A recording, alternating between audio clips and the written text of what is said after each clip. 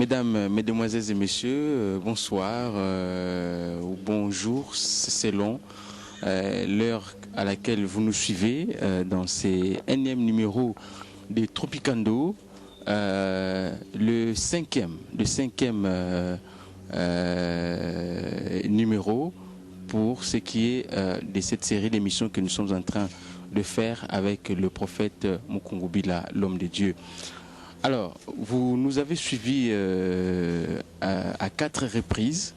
Le prophète a développé un thème ici très intéressant. C'était nouveau, hein, ça on doit le reconnaître, parce que je dirais la question qui a soulevé et qui a suscité cette émission, c'était la prophétie sur la République démocratique du Congo.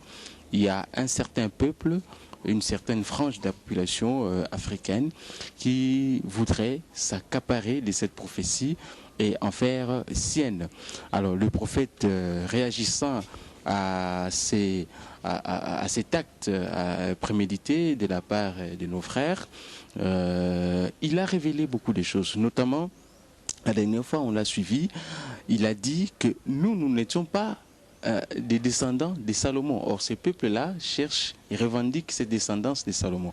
Nous n'avons rien à voir avec Salomon, qui était roi des Juifs. Nous sommes plutôt descendants des Nimrod. De notre pouvoir vient des Nimrod. Nimrod qu'on a lu, qu'on a découvert dans les livres des Genèse.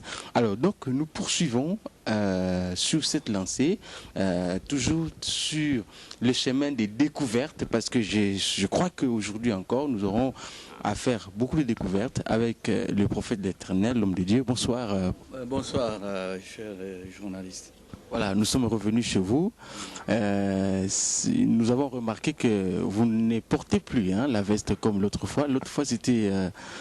vous nous avez dit que vous avez pris les jeans, symboliquement, parce que ça voulait dire pour manifester votre plainte que vous avez vis-à-vis du peuple. Aujourd'hui, c'est pas les jeans, aujourd'hui c'est une tenue un peu inhabituelle. Il y a aussi une signification, ça?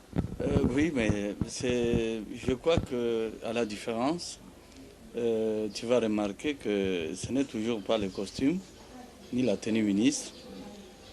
Important le boubou, c'est à la manière africaine. Ça, c'est notre habit. Et je me sens vraiment africain, pour ne pas dire occidental. Voilà. Alors, donc, prochainement, peut-être, c'est l'habit pour m'identifier, me relier surtout au Dieu créateur.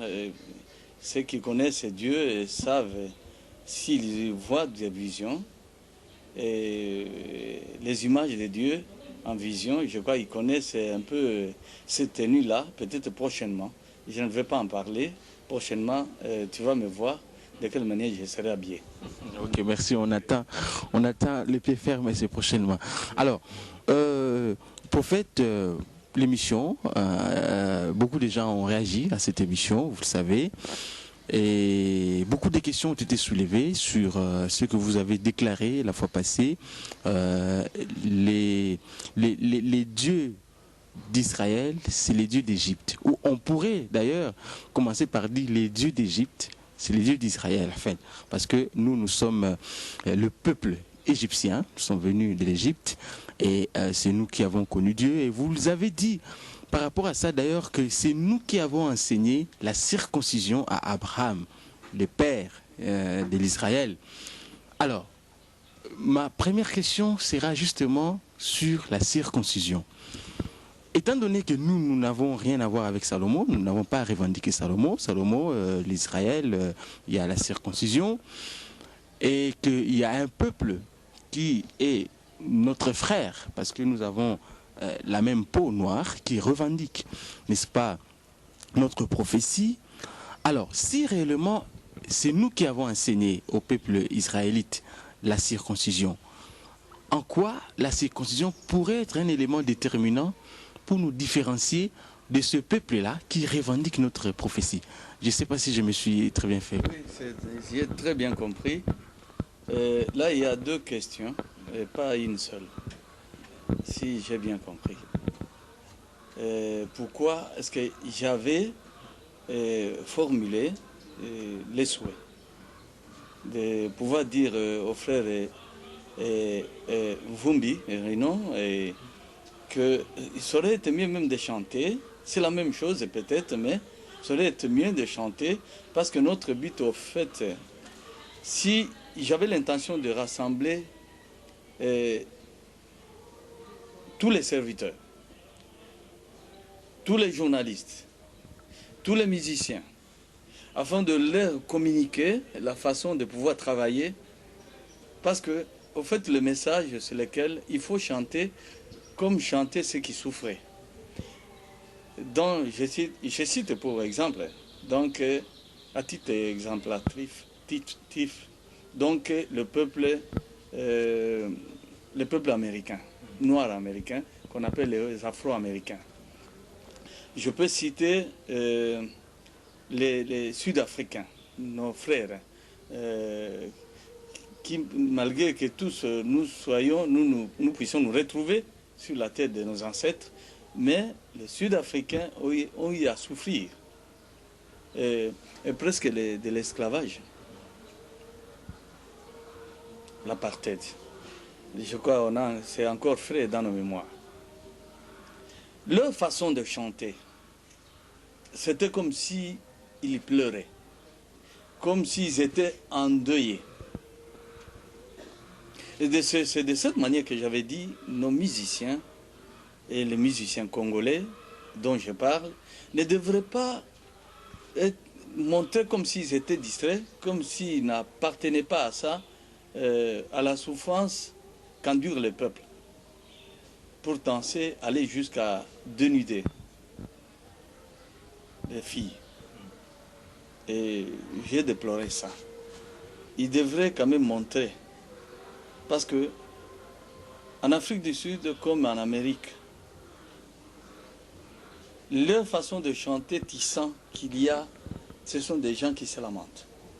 Ce sont des gens qui formulent des plaintes, comme pour rappeler aux frères de cette race-là que nous appartenons au même sang. Nous sommes issus du même sang. Et pourquoi nous faire souffrir? Tu comprends? Dans la méchanceté,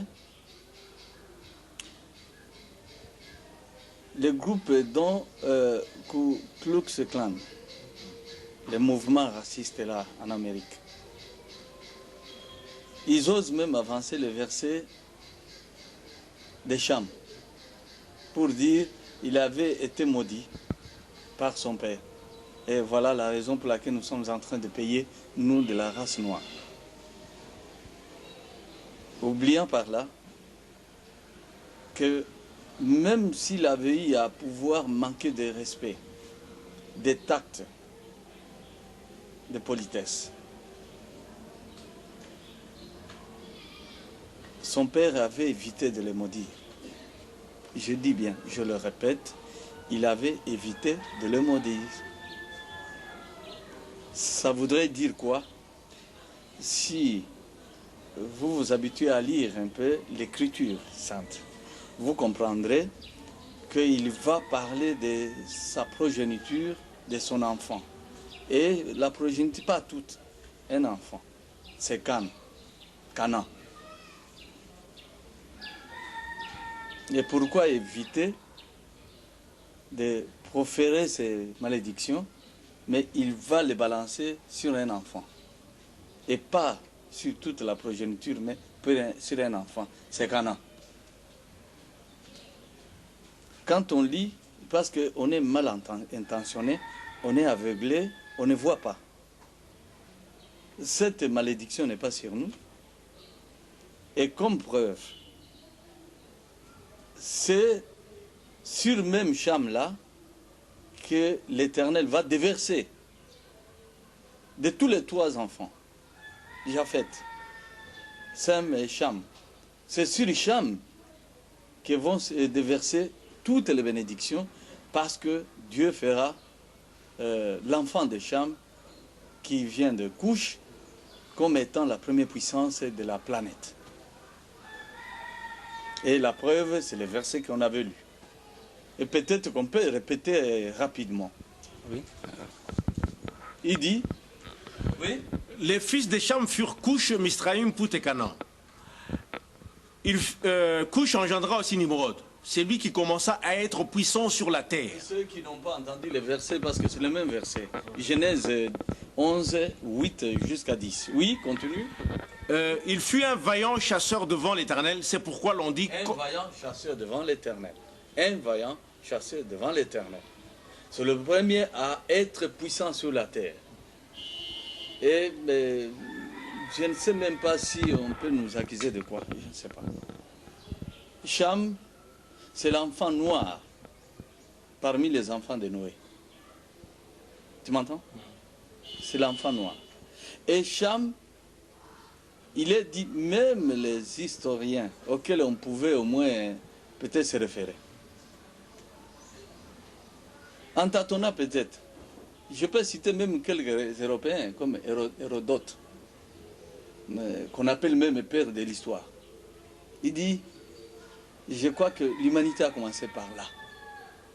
Dans cette région de l'Afrique centrale, dont le Congo, le Kenya, donc c'est cette partie où l'homme, le premier homme a été formé.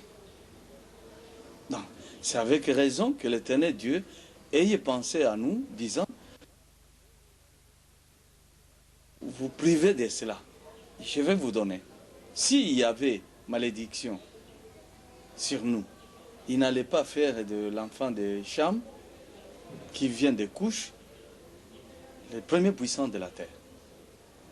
Au devant de lui, l'Éternel, de par ses grâces, il a fait de nous les premiers puissants. Raison pour laquelle tu trouves même en Égypte que ceux qui servaient, ce sont ceux de cette race de Japhet. Est-ce que tu m'as saisi? La race On peut tenir même des assiettes, on se lave. Celui qui se lave, c'est l'homme noir. Et celui qui lui tient l'assiette, c'est un homme blanc. Et il n'y a pas de confusion à pouvoir y prêter. Même quelques visions dont on m'a parlé, que Kimbang aurait dit. Les blancs s'étaient énervés pour rien. Il y avait je crois que ils avaient un peu, ils étaient dépassés, je crois. Ce que Kimbangu avait déclaré, c'était vrai. C'est nous qui, en principe, devrions être là, dominés, pour être servis par les autres. C'est Dieu qui a fait de nous. C'est écrit. Premier puissant, c'est l'homme noir. C'est compris. À moins qu'on vienne déchirer l'écriture. Or, l'écriture, c'est un code de référence. Moi, je crois que c'est ça. Si j'ai parlé de l'aliénation qu'on doit enlever, c'est celle-là. Si ton père a été puissant, tu viens de ces chromosomes-là, et effectivement, tu dois être puissant. À moins que quelqu'un t'aliène, vienne t'aliéner, pour qu'il t'entraîne à ça. Vous voyez, je peux dire ceci. Nos pères, on les a trouvés très puissants avec Dieu. Mais on leur a enlevé tout ce qui faisait d'eux les puissants. Peut-être je vais rentrer avec force et détail après. Mais pourquoi? Parce qu'on va détourner ce que je suis en train de révéler là. Quand il lit bien l'histoire, même de l'Égypte ancienne, les dieux, ils n'étaient pas blancs, ils étaient noirs. Et à toi de te demander comment ils sont parvenus à pouvoir nous déranger un peu dans la tête. Ce qui se voit à l'œil nu, c'est l'éther même. Imagine-toi l'océan de l'Atlantique, qu'on nous a enseigné comme ça, c'est l'océan Atlantique. Mais nous allons trouver que ça s'appelait océan de l'Éthiopie. Maintenant, à toi de te demander l'Éthiopie se retrouve là une particule de terre, hein, en Abyssinie, que nous continuons à appeler aujourd'hui Éthiopie. Une petite terre là. Mais on va là-bas avec Mukenge, Mathieu ici, on se lave les mains avec mes tout petits enfants, qui sont des petits prophètes aussi, parce qu'ils ont des visions. Alors, je me suis lavé, et la côte là s'appelle d'abord la côte sauvage. Il faut se demander d'où vient ce mot sauvage. La Pointe Noire. Et c'est la raison pour laquelle tu comprends que on a dérangé les cartes. C'était fait exprès, à dessein, pour diminuer les peuples qui occupaient ces contrées des régions chaudes, pour les diminuer. Et pourquoi est-ce que nous parlons de l'Égypte ancienne? C'est parce qu'on a dérangé les cartes. Nous retrouvons avec une particule de terre, hein, qu'on appelle aujourd'hui Égypte. Tout ça, c'était à quel dessein? Chez nous, chez moi. Je te dis que la source du Nil, c'est au Katanga. Jusqu'à preuve de contraire, nous, selon les études qu'on fait jusqu'à présent, c'est le lac Tanganyika que nous prenons d'abord pour source, d'une manière éclatante. Alors que toutes les eaux, hein, en communication avec ça, c'est la source du Nil. Mais nous, chez moi, dans mes terres, dans les profondeurs de mes terres, chez les Baluba, au Katanga, on a trouvé les statuettes qu'on appelle comment en Mukenge? Osiris. Est-ce que tu comprends? Enfouies dans les terres de mes ancêtres. Tu comprends?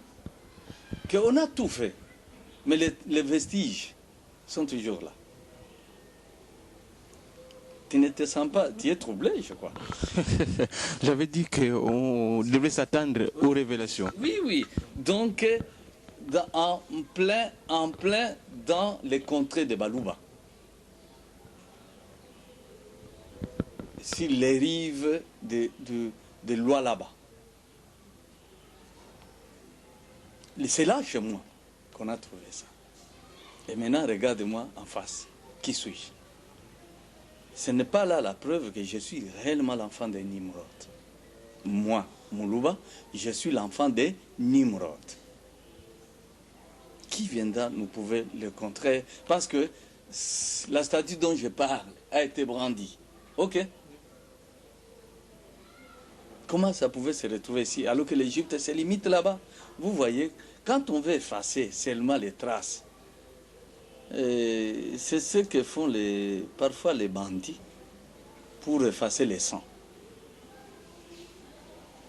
Mais, je te dis, mon frère, journaliste, et que vous me permettiez, tous les journalistes congolais, tous les musiciens, qui se disent être musiciens chrétiens, congolais, moi je crois qu'il est temps que je puisse vous dire, essayez de pouvoir chanter comme métier, en tant qu'artiste, et non pas chanter comme commerçant. Ça n'est... Il faut savoir que quand Dieu a fait de toi ce que tu es, il t'a donné ce talent-là pour que tu traces l'histoire, ton histoire. Il ne faut pas oublier que nous sommes en train d'engendrer les enfants. Qu'est-ce que nous allons pouvoir dire aux enfants? Ce que nous, on aura vécu. Ce que nous, on aura fait. Et c'est la raison pour laquelle l'Égypte, peut-être tu oublies de l'envie de me poser la question sur la circoncision, mais absolument. on parle d'abord de l'Égypte dont tu m'as parlé, et que les autres pouvaient peut-être, il pourrait y avoir des questions, mais pourquoi Égypte? Pourquoi dire à frère Rino que ça aurait été mieux? C'est la même chose, mais ce n'est pas la même chose, parce que c'est aussi, c'est une nuance. Il faut marteler. Parce que aujourd'hui, c'est Dieu que moi je peux dire, Dieu de Mukungubila. je demanderai à tous les Congolais de dire, toi Dieu de Mkongoville. Et il y a des Congolais qui sont un peu retardés à pouvoir comprendre. Parce que Mathieu, qui est là, il me donne des rapports disant, les autres disent les miracles. Moi, dit, aujourd'hui, on doit revenir aux œuvres de l'Antichrist. Ça, c'est pas sérieux.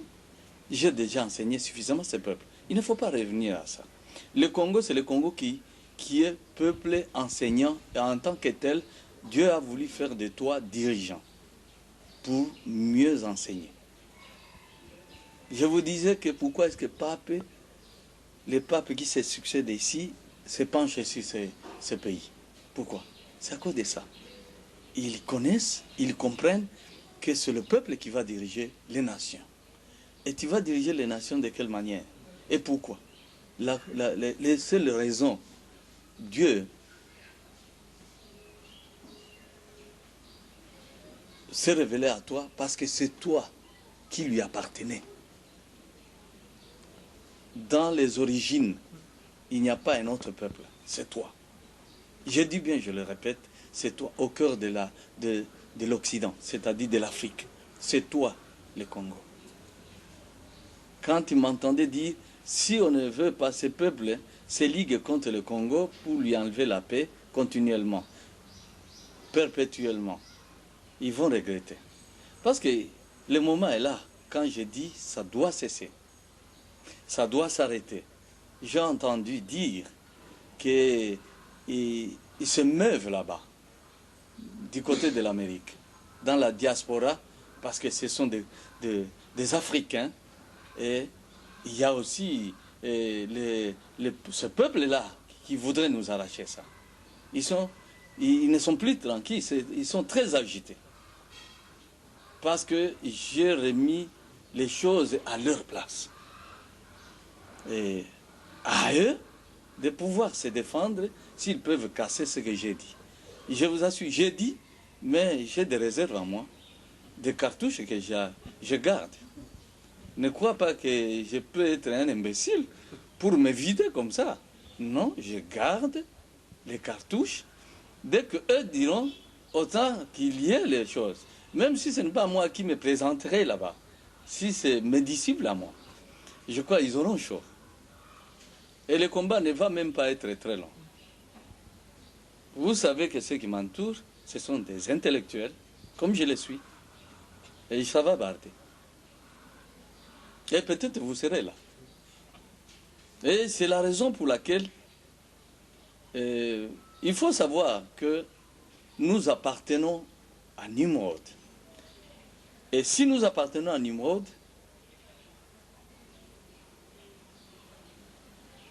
ce qui a fait de nous d'abord la grande puissance, c'est parce que quelqu'un, tu ne peux pas diriger les gens sans que tu aies la parole. Je répète ça. Il faut avoir la parole dans ta bouche, chez les Balouba, c'est ça. Pour être insultant, un chef coutumier, oui, tu dois avoir la parole. Et tu dois connaître d'où tu viens. Et c'est comme ça qu'on dira, oui, tu es l'enfant de cette telle dynastie ou telle... Alors, c'est la raison pour laquelle nous aussi, on doit connaître d'où nous venons, de Nimrod. Maintenant, les autres, vous voyez, ils ont voulu se rattacher à Salomon. Et croyez que quand j'enseignais, je n'avais pas beaucoup. J'ai beaucoup. Ce que je vous donne, c'est le peu. Je prends, comment ils vont me comprendre comment? C'est comme ça que je donne. C'est comme ça que, à l'avenir, je vais pouvoir donner ça à l'université. Moi, je crois que la religion ne sera plus enseignée comme elle est enseignée. Ce sera, comme on dit, la fin de tout enseignement erroné. Surtout du point de vue religion. Puisque c'est de ce côté-là d'où l'on doit puiser la véritable politique. C'est-à-dire la façon de pouvoir gérer l'homme que Dieu a créé. Vous savez, les créateurs, ce ne sont pas des politiciens. Le créateur, c'est Dieu créateur. Lui qui a créé, si nous parlons religion, c'est-à-dire c'est un mouvement qui voudrait apprendre comment adorer, comment s'incliner devant le créateur. Alors il faut le connaître. Tu ne peux pas adorer la personne que tu ne connais pas. Et en cette matière-là, je suis le premier candidat à pouvoir enseigner ça. Je me fais premier candidat à pouvoir enseigner. Peut-être vous aussi, qui m'entourez, nous allons enseigner toutes ces nations. Et c'est la raison pour laquelle Nimrod devrait avoir les... Peut-être, on peut se demander, est-ce que nous nous appartenons, puisque c'est Israël qui a... Non, n'oublie pas que ce n'est pas nous qui avions répondu les versets que j'avais donnés. C'est Étienne. Étienne, c'est un juif. Hein? Stéphane, c'est un juif. Pour se défendre, il va les retracer, son récit qu'il connaît, et leur enseigner par le Seigneur Jésus. Mais tandis qu'aujourd'hui, nous aussi, nous nous référons à ça pour prouver à ceux qui ont tordu l'Écriture de pouvoir remettre les choses à leur place, leur dire la vérité. Ce qui est écrit, c'est ça. Mais ce que vous avancez, c'est autre chose. Et vouloir s'attacher à Salomon, hein, pour avoir les privilèges ou bien les droits de pouvoir récupérer certaines terres congolaises. Non, nous leur disons non. Soyez gentils et restons des frères. Hein? Chacun dans ses terres délimitées. Vous comprenez? Alors, c'est la raison pour laquelle, ici, il faut savoir que, d'abord, l'Égypte, c'est le pays appartenant à l'Éternel Dieu. Quand il avait dit, tu me permets que je retrace un peu quelques faits historiques, et peut-être selon l'Écriture. J'y vais très vite. Abraham, que l'Éternel appelle, il s'est plaint du fait que sa femme est stérile. Alors, en réponse à sa préoccupation, l'Éternel Dieu lui dit, non, moi je vais te bénir. Tu comprends? Je vais te bénir. Peut-être c'est mieux de lire rapidement. Genèse 15, je vous retrace un peu l'historique. Genèse 15, verset 1, il dit, après ces événements, la parole de l'Éternel fut adressée à Abraham dans une vision et il dit, Abraham, ne crains point, je suis ton bouclier et ta récompense sera très grande. Est-ce que tu as compris? Alors il dit, Abraham répondit, Seigneur éternel, que me donneras-tu? Je m'en vais sans enfant. Okay. Je m'en vais sans enfant, stérile, sec, chez nous, tu n'as pas engendré, on t'enterre avec un petit morceau de la braise de Makala. Moi, je vais aller comme ça. Tu permets à ce que j'aille comme ça. Tout ce que tu me dis là, je suis avec toi, je suis ton bouclier, je suis... Oui, je comprends, mais sans enfant.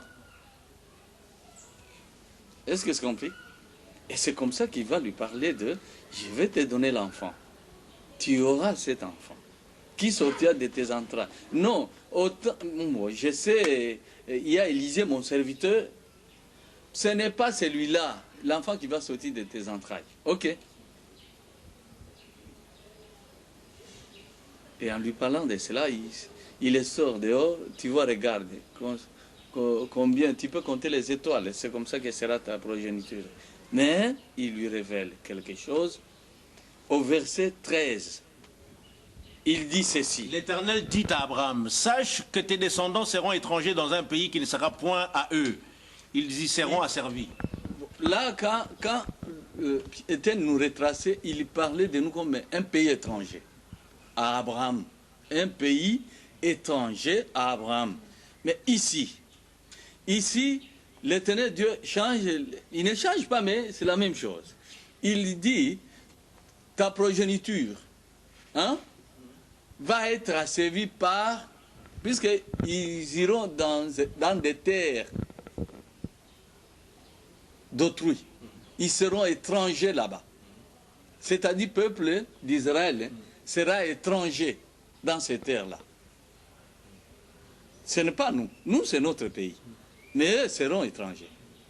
Et le peuple dont il est question, il est noir, s'il te plaît. Raison pour laquelle Égypte, c'est toute l'Afrique. C'est la raison pour laquelle l'Égypte, vous voyez, dans l'histoire, pour diminuer la force de la réalité, de la force, ils nous renvoyaient au... vous voyez pourquoi on appelait Kemet. Kemet. Kémi ou Kemet. C'est le nom Cham. Le nom Kémi, ça vient de Cham. Kémi, Kemet.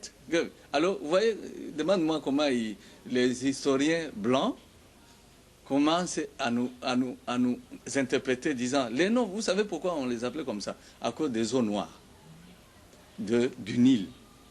Parce que c'était des eaux qui étaient très noires. Mais la réalité n'était pas celle-là, c'est, comment on appelle? C'est ça ce qu'on appelle un récit erroné. Hein? Donc, ce n'était pas des eaux noires, mais par contre, c'était eux-mêmes, les habitants, les occupants de ces terres, étaient noirs. Parce que c'est les enfants de cet enfant noir de Noé, Cham. Le nom Kemet vient du nom Cham, Kémi. C'est nous les Noirs. Je répète encore, comme on a voulu les négros, nègres. Voilà, c'est nous. Et comme c'est nous qui occupons ces terres. Et quand ils sont venus, ta progéniture va être là. Il ne faut pas oublier. Je vais un peu rechercher les points qui puissent te mettre à l'aise. Toi noir, toi nègre comme eux, toi Anissé. Les représentants des Noirs sur ces plateaux. Oui, voilà. Et c'est la raison pour laquelle, pour te mettre à l'aise, il y a un problème. L'Éternel Dieu va tenser Salomon à son époque. Salomon auquel voudraient s'attacher les autres. Et Salomon, on va lui dire, c'est l'Éternel Dieu qui dit, comme tu m'offenses comme ça, parce que Salomon a été détourné par ces femmes. Parce que chaque femme, de ces méchantes femmes-là, avait les dieux de ses ancêtres. L'Éternel Dieu était jaloux, disant, comme toi tu penches ton cœur vers ces femmes-là. C'est la raison pour laquelle Dieu avait reconnu seulement la femme que lui avait reconnue. C'est quand il avait pris cette Égyptienne-là, la femme noire-là. Vous comprenez? Et la femme lui léguée par son père, la Soulamite. Vous voyez, ce sont cette Israélite-là et cette femme égyptienne, Matthieu, oui. Les deux. Dieu avait reconnu ça. C'est 1er roi 11. Hein? Oui. Hein? Tu veux le lire? Le roi Salomon, oui. Le roi Salomon aima beaucoup de femmes étrangères. Outre la fille de Pharaon, des Moabites, des Ammonites, des Édomites, des Sidoniens et des Étiens. Tu comprends? Outre. Il était marié à l'Égyptienne. Mais Dieu avait reconnu ce mariage comme étant légitime et avec l'Israélite parce que ça renfermait la révélation de deux cœurs. C'est-à-dire Sem et Cham. Sem, c'est Jésus. Sem, c'est Salomon. Tandis que ici, c'est Cham. Cham, c'est cette femme égyptienne. Mais à part ça, il va prendre maintenant d'autres femmes. Ce sont ces femmes-là qui vont le détourner de l'Éternel Dieu. Et l'Éternel ne sera plus content. Et à cause de cela, au verset 40, qu'est-ce qu'il va dire? Salomon chercha à faire mourir Jéroboam. Et Jéroboam se leva et s'enfuit en Égypte auprès de Shishak, roi d'Égypte. Il demeurant en Égypte jusqu'à la mort de Salomon. Il voulut tuer Jéroboam. je dis bien Jéroboam. Jéroboam, hein, c'est un de ses serviteurs de vaillants qui combattait pour lui. Et comme il avait désobéi au devant de l'Éternel, l'Éternel Dieu lui suscita d'abord un ennemi qui n'avait pas vraiment, qui n'était pas de taille. Il lui suscita encore un autre. Nous ne disposons pas d'assez de temps. Et enfin, il lui suscita comme, il dit, ton serviteur, ton propre serviteur. Les garçons ici, les jeunes hommes, je vais les citer contre toi. Et c'est comme ça qu'il dira, Ashija, le prophète, va le rencontrer dans les champs. Il lui dit, il portait un manteau neuf, comme ce que tu viens de me demander. Je suis chic? Absolument. Ah, alors, il va, ce prophète-là, va déchirer en 12 morceaux. Il lui donna 10. Il dit, l'Éternel Dieu déchire le royaume, parce que Salomon n'a pas obéi à l'Éternel. Est-ce que tu comprends? Et je te les donne à toi. Dieu va t'oindre roi sur Israël. Ça lui a valu la mort. Est-ce que c'est compris? Et qu'est-ce qu'il fera? Où est-ce qu'il va se trouver d'asile? En Égypte.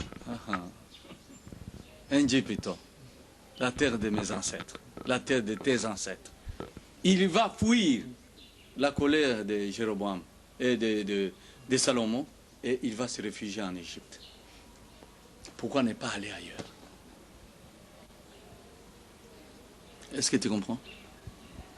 Dieu, c'est Dieu qui avait choisi cet homme-là pour lui montrer que bon, moi maintenant, je m'en vais vers. L'homme va fuir vers l'Égypte. Pourquoi? Parce que l'homme typifié, à part Salomon, un autre homme. À part Israël, un autre homme, c'est l'Égyptien. Est-ce que tu me comprends?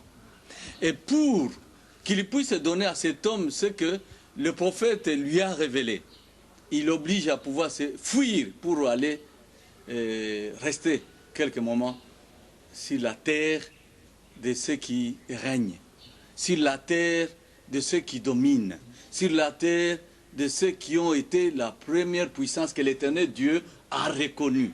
Est-ce que je me fais comprendre? Si toi tu me comprends, mes compatriotes vont me comprendre. Jéroboam ne pouvait pas aller ailleurs, ni s'exiler en Europe pour aller chercher quoi là-bas, ni s'exiler pour aller en Amérique, aller chercher quoi. Il doit s'exiler sur la terre de ceux qui ont droit de pouvoir régner. Est-ce que tu me comprends? En Égypte. Et c'est comme ça que le pharaon qu'il avait trouvé va les recueillir.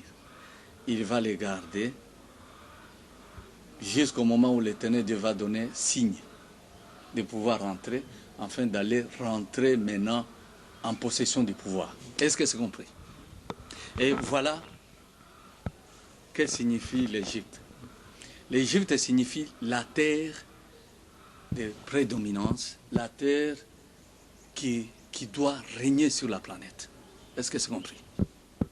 Et c'est la raison pour laquelle un autre, après Jéroboam, c'est l'enfant chéri de toute la terre. Moi, j'entends certaines musiciennes congolaises, à force, en pleurant, elles les regardent comme ça. Malheureusement, je n'ai pas encore le temps, si ces musiciennes chrétiennes peuvent venir voir l'homme de Dieu. Elles pleurent, oh, Jésus Nangai, mon Bali Nangai, mon Bali Nangai. On l'aime beaucoup. Et sans se rendre compte que ce Jésus-là, c'est celui-là qui a engendré ce Paul-Joseph Mukungubila. Est-ce que vous me comprenez? Oui. Et je crois que si on comprenait, alors on devait aimer follement. Jésus s'en est allé, mais Paul Mukungubila est là. Est-ce que toi, musicienne, tu ne peux pas prier? Mets-toi à genoux si tu m'entends. Prie cette nuit, demande, Seigneur Jésus, je t'aime beaucoup moi. Mais qui est ce Paul Mukungubila? Moi, nous, on l'a toujours pris pour un intrus. Alors, c'est Jésus va te dire, si toi, tu as toujours chanté que oh, mobile nanga, libala yanga na Yesu, na lela yo mabe. Donc, alors, ce Jésus-là, il va te dire, si tu m'aimes beaucoup, alors, je suis là. Je ne savais pas que vous parliez aussi lingala. Oui, de toute façon. Je vois que c'est les boubous aussi, hein, donc ils sont dans l'ambiance. Donc, c'est la raison pour laquelle c'est Jésus-là, l'enfant chéri, qui après l'avoir tué, on va le reconnaître, qu'il est notre roi. S'il te plaît. C'est Jésus, tout petit, a fait trembler un homme comme Hérode, âgé je ne sais de combien d'années. Un tout petit là, qui ne savait même pas marcher. Il a fait trembler Hérode. Et c'est comme ça que l'Éternel Dieu dira, Joseph prend l'enfant, va avec lui là-bas. Parce qu'effectivement, c'est que les mages viennent de révéler. Il est roi, cet enfant. Et à cause de cela, il faut qu'il aille sur cette terre-là. Est-ce que tu me comprends? Il y va se cacher. Non, pas seulement se cacher. C'est la terre de ceux qui règnent. Est-ce que tu me comprends? Et c'est comme ça que Jésus, je crois que ça c'est connu, hein? On a fui avec l'enfant jusqu'en Égypte. On a attendu jusqu'à ce qu'Hérode meure. Et c'est ainsi qu'on va leur donner signal de rentrer. Ok? C'est parce que c'est à partir de cette terre, hein, qu'on doit avoir ce pouvoir de régner. C'est à partir de cette terre que Moïse a eu le pouvoir. Et c'est vrai que c'est le mystère. Maintenant, l'homme qui est là, c'est Tchafnat Panéak. Tchafnat Panéak, qui s'appelle en d'autres termes Joseph. Tchafnat Panéak veut dire révélateur des secrets. Aujourd'hui, il est là, il te regarde, tu le regardes dans les yeux. D'où me viennent toutes ces révélations?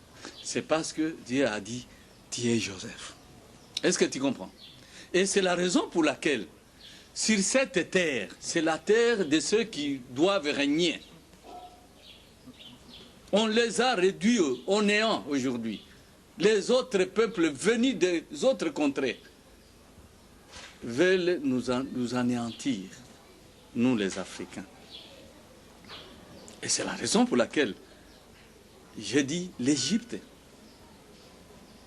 Si on pouvait, il y a des gens qui voudraient s'agiter un peu, disant non, non, parce que c'est eux qui ont fait souffrir Israël.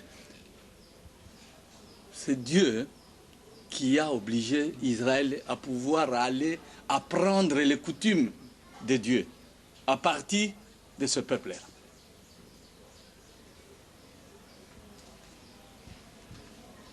Et Dieu ne voulait pas renvoyer ses enfants, dont Jéroboam, dont Jésus, sur d'autres terres.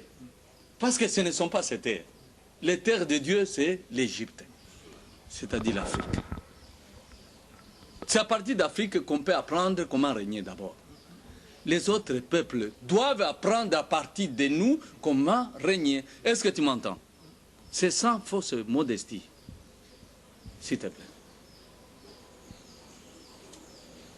Je dis, l'heure d'abord a sonné pour qu'enfin commence une nouvelle ère. L'heure a sonné pour qu'enfin une nouvelle ère commence.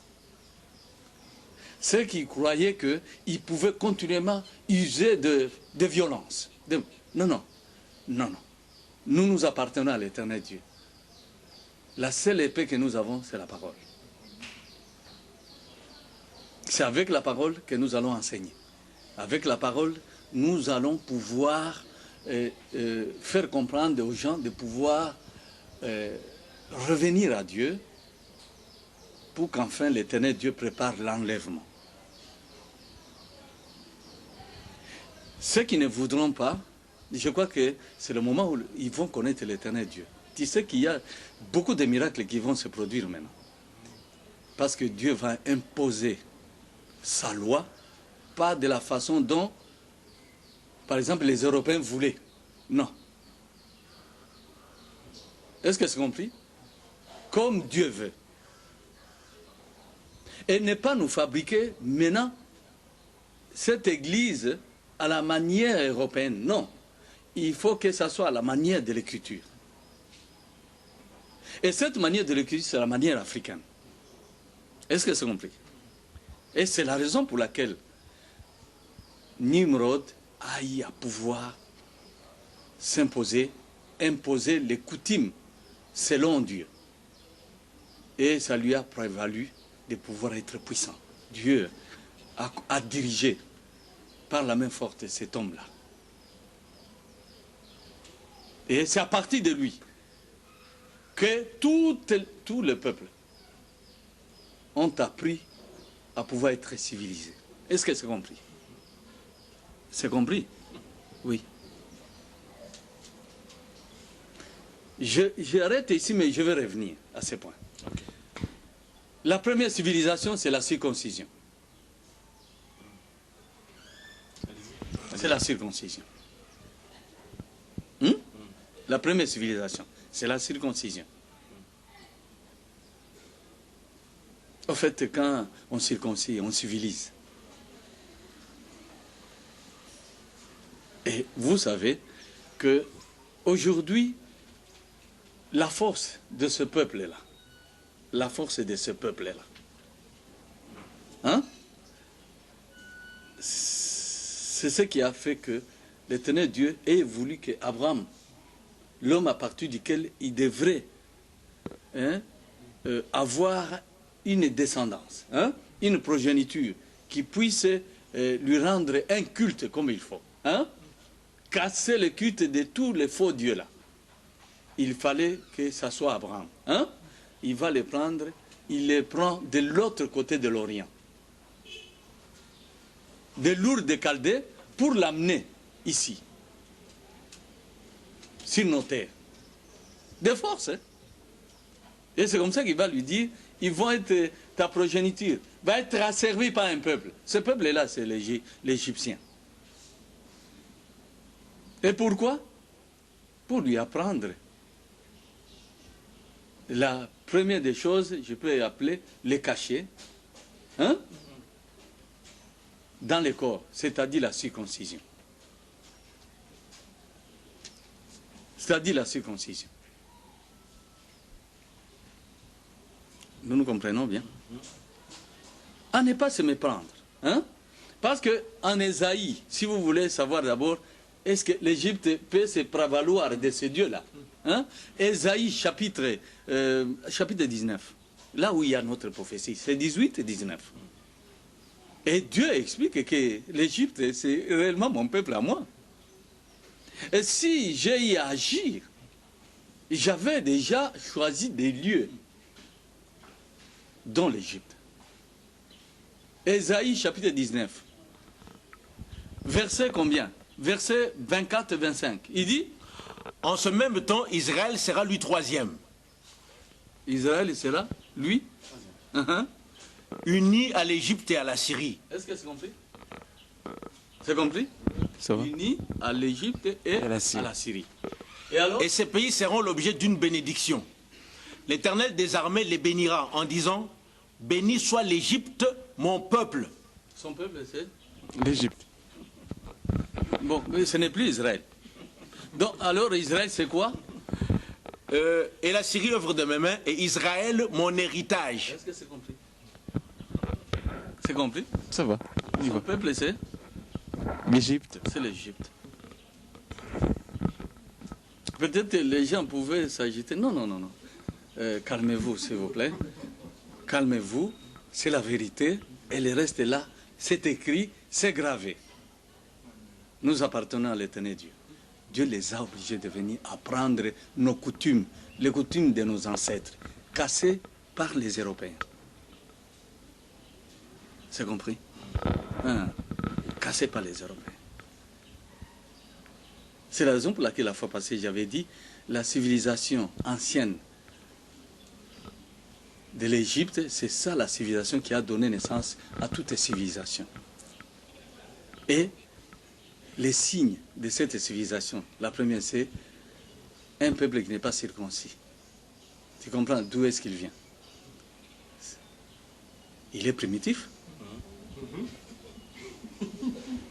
Donc il reste comme on s'habillait, hein, tu vois. Alors, mais ici la circoncision, c'est à partir de chez nous, et que nous, l'Éternel Dieu, leur a imposé, disant, pour devenir mon peuple, vous devez faire ça. Alors que nous, nos ancêtres avaient ça déjà, imposé par l'Éternel Dieu. Et c'est ainsi que nous avons enseigné la circoncision. C'est la marque des civilisations. Vous savez, quand quelqu'un est moussoula, c'est impropre, c'est malpropre, et l'hygiène, c'est de pouvoir couper les prépuces. C'est très hygiénique, n'est-ce pas? Alors, si nous, on a appris à quelqu'un de pouvoir dire, pas comme ça, qu'on te coupe, tu ne vois pas qu'on était plus civilisé, plus que cet homme-là. Alors, c'est la raison pour laquelle nous, c'est nous qui avons enseigné les autres. De par Nimrod, l'homme le plus puissant sur toute la terre. Et alors, aujourd'hui, si quelqu'un voudrait devenir aussi puissant, comme Dieu, quand il avait regardé Israël, je ferai de toi un peuple. Il fallait l'obliger à pouvoir se circoncire. Je me fais comprendre. Très bien. Tu as compris maintenant? C'est la raison pour laquelle la circoncision est plus que nécessaire. On ne peut pas se dire être civilisé sans être circoncis. Mais oui. Alors là, ça signifie quoi? Qu'il y a des peuples qui ne sont pas circoncis jusqu'aujourd'hui. Vous savez que je lise, qu'on relise d'abord l'Écriture. D'accord. Ceci en Genèse, chapitre 17. On commence par les versets. Moi, je crois que c'est mieux d'aller au verset. Tu peux lire à partir du verset d'abord 10, au lieu de commencer à 1. Oui, 10. C'est ici mon alliance que vous garderez entre moi et vous, et ta postérité après toi, tout mâle parmi vous sera circoncis. Vous vous circoncirez, et ce sera un signe d'alliance entre moi et vous. À l'âge de 8 jours, tout mâle parmi vous sera circoncis selon vos générations, qu'il soit né dans la maison ou qu'il soit acquis à prix d'argent de tout fils d'étranger, sans appartenir à ta race. On devra circoncire celui qui est né dans la maison et celui qui est acquis à prix d'argent. Et mon alliance sera dans votre chair une alliance perpétuelle. C'est comme ça que tout celui-là, tout mâle qui ne sera pas circoncis, continue d'abord. Un mâle incirconcis qui n'aura pas été circoncis dans sa chair sera exterminé du milieu de son peuple. Dieu qui nous a créés ne voudrait plus nous voir sans circoncision. Il n'y a pas de plus civilisé que Dieu. Et c'est la raison pour laquelle, vous voyez, Abraham va être obligé. Au verset 23, il dit... Abraham prit Ismaël, son fils, tous ceux qui étaient nés dans sa maison, et tous ceux qu'il avait acquis à prix d'argent, tous les mâles parmi les gens de la maison d'Abraham, et il les circoncis ce même jour, selon l'ordre que Dieu lui avait donné. Abraham était âgé de 99 ans lorsqu'il fut circoncis. Est-ce que tu comprends? Et alors Ismaël, son fils, était âgé de 13 ans lorsqu'il fut circoncis. Oui, c'est pour les précisions. Hein. Le même jour, l'homme de 90 ans, avec son fils de 13 ans, et même, il va obliger, même ceux de la maison, ajoute. Ce même jour, Abraham fut circoncis, ainsi qu'Ismaël, son fils, et tous les gens de sa maison, nés dans sa maison, ou à qui a pris d'argent. Vous comprenez? Si Dieu a tenu, il y a une importance extra pour que nous puissions lui appartenir. Dieu qui dit, pour m'appartenir à moi. Jésus, quand il est né, il a été obligé. Hein? Pour m'appartenir, il faut que vous soyez circoncis. Et s'il te plaît, pour me limiter d'abord à ça, j'ai répondu à toutes les deux questions. Et le temps presse déjà. Nous allons pouvoir rentrer dans une autre émission parce que nécessairement on devra faire... Parce que, bon, je donne l'exemple de... C'est ça la civilisation d'abord.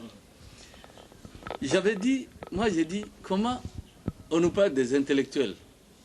Parce que ceux qui nous forment, ils sont européens. Mais c'est une fierté aussi quand on enseigne quelqu'un.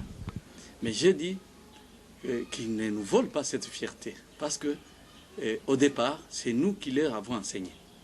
Et au départ, c'est nous qui les avons civilisés. Parce qu'ils ont puisé de nous ce qu'eux appellent les civilisations européennes. Tu me saisis? Peut-être je peux aller plus loin. Plus loin, c'est Hérodote dont j'ai parlé. C'est ça son nom? Parce que je cite mal. Hérodote, le père de l'histoire. Je donne comme exemple qui révèle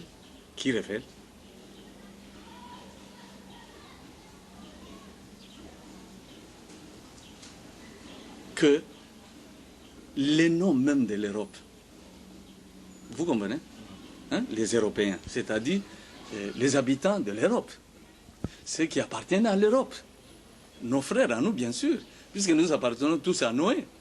Mais moi je crois qu'il y a quelque chose qui devrait être rétabli. Hérodote qui révèle que ces noms-là, les Européens, le doivent à l'Europe. L'Europe dont je parle ici, c'est le nom à Europe. Europe, c'est le nom de la fille d'un roi, du nom d'Agénor. Est-ce que tu me suis?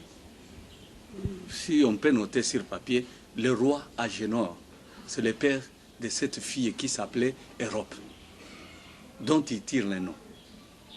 Et maintenant, Hérodote qui va plus loin, comme pour nous laisser stupéfier, il dit, vous savez, Agénor et son épouse n'étaient pas européens, c'était des Africains. Est-ce que tu me comprends? C'est troublant. Hein? Donc, vous voyez, d'où ça vient l'Europe? L'Europe vient d'ici. Et conséquemment, même la civilisation, elle vient d'ici. C'est la raison pour laquelle, à l'époque, même pendant mes émissions télévisées, je disais la plus grande des civilisations, c'est la civilisation égyptienne, d'où l'on tire toutes les civilisations. Est-ce que c'est compris? Est-ce que j'ai encore du temps là? Parce que là, il n'y a plus, il n'y a plus de temps. Ouais, il n'y a plus de temps. On va arrêter là. Hein. On sait que vous avez encore beaucoup de choses à nous dire, mesdames et messieurs.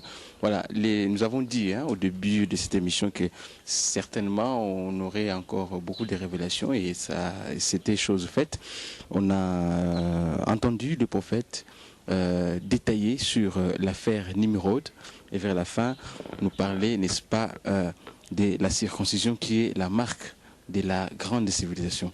Je lui avais posé une question pour savoir si il y aurait un peuple, il y aurait quelques civilisations, quelques peuples encore qui régneraient aujourd'hui, qui existeraient aujourd'hui, qui ne seraient pas circoncis. Et on verra, peut-être que c'est parmi ces peuples qui cherchent à arracher la prophétie. Mais enfin, le prophète va détailler encore sur ça très prochainement. Et déjà, c'est déjà demain, mardi, que vous allez pouvoir suivre cette 6e partie de ces débats, de cet entretien avec le prophète Paul-Joseph Mukungubila, qui est à Kinshasa.